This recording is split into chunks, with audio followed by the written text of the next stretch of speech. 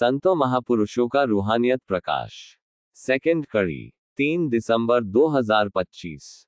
Sant Ravidas ji. Compiled by स्कडेवान। संत रविदास। आध्यात्मिक सूर्यों की आकाश गंगा में एक सूर्य थे संत रविदास। उनके जीवन का हमें बहुत थोड़ा ज्ञान है। कुछ लोगों विद्वानों के मत से इनका जन्म राजस्थान या गुजरात में हुआ और ये अधिकतर पश्चिम भारत में रहे। अन्य विद्वान इन्हीं की कृतियों से संकेत लेते हुए कहते हैं कि ये काशी में गंगा के किनारे रहते थे और चमड़े का काम करते थे। यद्यपि उनके जन्म मरण के बारे में निश्चित रूप से मालूम नहीं है, तथापि उनका जन्म सन 1399 और मृत्यु सन 1527 की बताई जाती है। उनकी आयु 100 साल से अधिक हुई और उनके जीवन काल में भारत में मुगल साम्राज्य की स्थापना हुई। उन्होंने जाति प्रथा, मूर्ति पूजा और कर्मकांड के खिलाफ आवाज उठाई।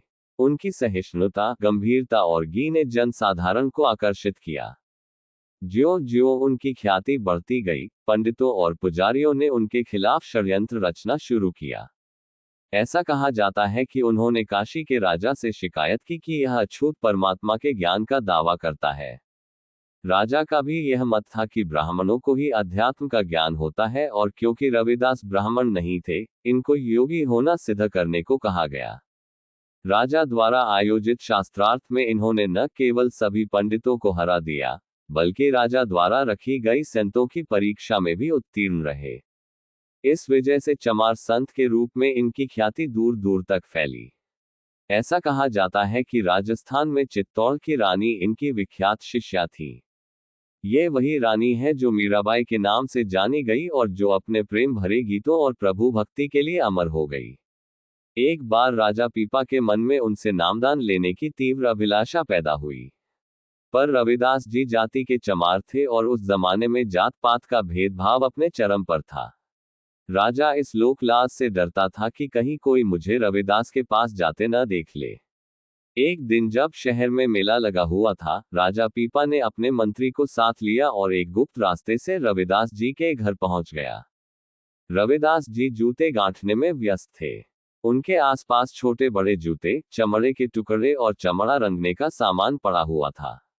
राजा पीपा ने रविदास जी से नामदान के लिए प्रार्थना की। रविदास जी ने मन में सोचा, राजा होकर यह मेरे पास आया है, इस पर दया मेहर करनी ही चाहिए।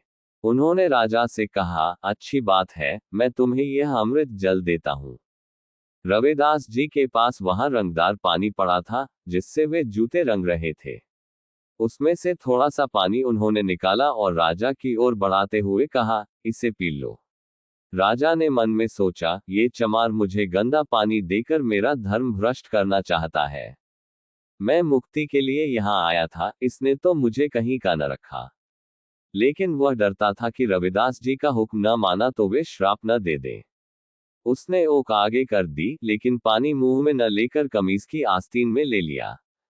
गुरु को नमस्कार करके राजा वहां से निकला और वजीर को साथ लेकर भागम भाग महल में पहुंचा। उसे उतावली इस बात की थी कि कोई देख न ले कि वह कहां गया था। उसने आते ही धोबी को महल में बुलाया और कमीज उतार कर उसे देते हुए कहा कि इसे तुरंत धो डालो। धोबी ने वह कमीज अपनी लड़की को दे दी और उससे कहा कि मुंह में चबाकर मैल को नरम कर दे, मैं भट्टी तैयार करता हूं। धोबी की लड़की ने कमीज पर लगे दाग को मुंह में रखकर चबाना शुरू कर दिया। उसे ऐसा रस आने लगा कि मैल बाहर थूकने की बजाय वह उसे अंदर निगलती चली गई। जैसे जैसे वह मैल उसके अंदर जाती गई, लड़की की हालत बदलती चली गई। उस पर आत्मा रंग का नशा चढ़ने लगा और वह प्रभु की याद में लीन हो गई।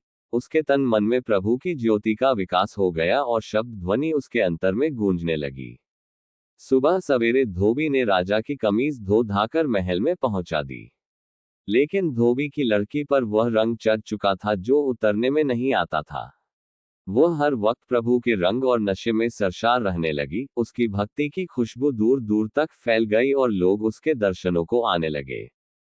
उसके अंतर में ऐसी शक्ति पैदा हो गई कि वह एक नजर से लोगों को प्रभु प्रेम के रंग और नशे में सरशार कर देती।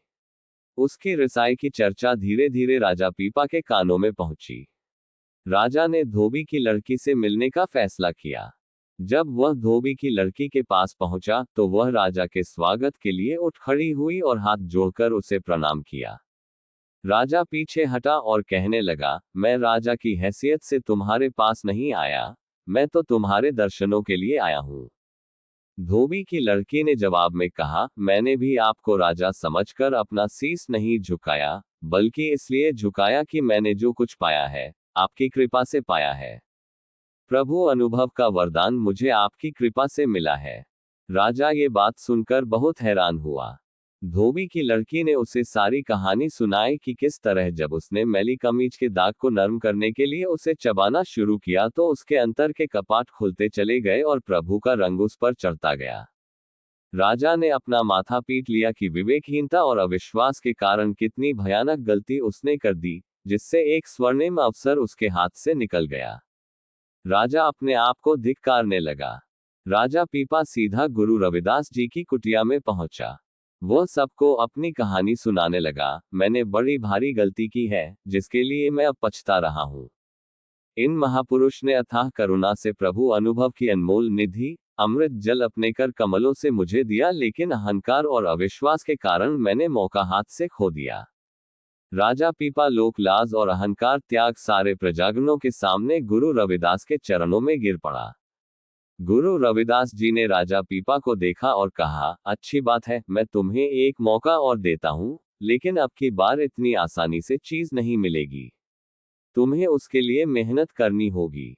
राजा पीपा ने कड़ी मेहनत की और अंत में वह भी प्रभु के रंग और नशे में सरशार हो गया।